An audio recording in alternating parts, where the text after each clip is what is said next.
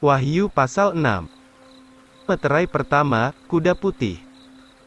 Ayat 1, dan ketika saya melihat anak domba itu membuka satu dari antara meterai-meterai itu, lalu saya mendengar satu dari antara keempat makhluk yang hidup itu, berkata dengan suara seperti guruh, "Mari dan lihatlah."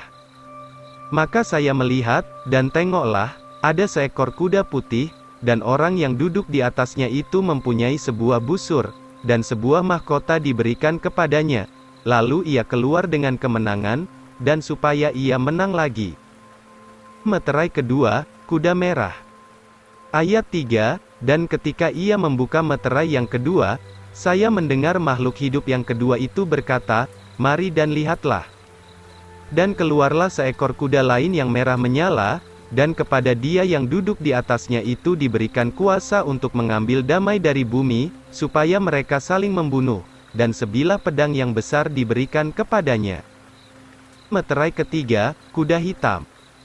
Ayat 5, dan ketika ia membuka meterai yang ketiga, saya mendengar makhluk hidup yang ketiga itu berkata, "Mari dan lihatlah." Dan saya melihat, dan tengoklah, seekor kuda hitam, dan ia yang duduk di atasnya itu mempunyai sebuah timbangan di tangannya.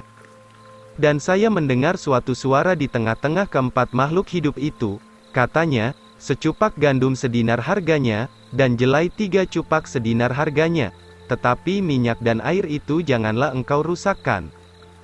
Meterai keempat, kuda kelabu. Ayat 7, ketika ia membuka meterai yang keempat itu, saya mendengar suara dari makhluk hidup yang keempat itu berkata, "Mari dan lihatlah."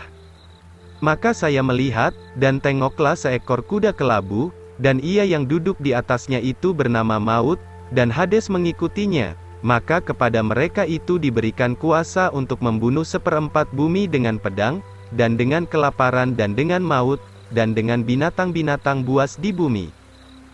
Meterai kelima, syahid-syahid dalam zaman Antikris.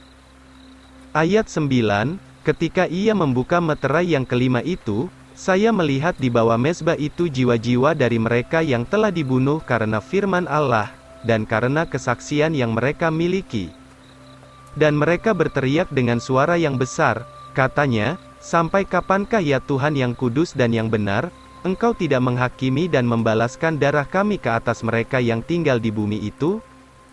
Maka kepada mereka masing-masing diberikanlah sehelai jubah putih, dan dikatakanlah kepada mereka itu, supaya mereka itu beristirahat untuk sedikit waktu lagi, sampai genaplah jumlah sesama hamba dan saudaranya yang akan dibunuh seperti mereka itu. Meterai keenam, kedatangan Tuhan Yesus kedua.